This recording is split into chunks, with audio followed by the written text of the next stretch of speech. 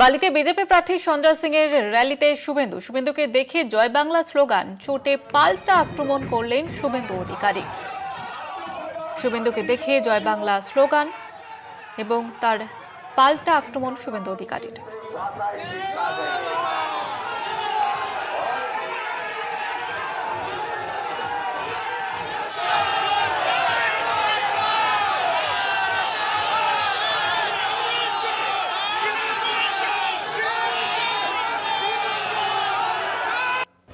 র্যালিতে বিশৃঙ্খলা করার ক্ষমতা ওদের বাপেরও নেই।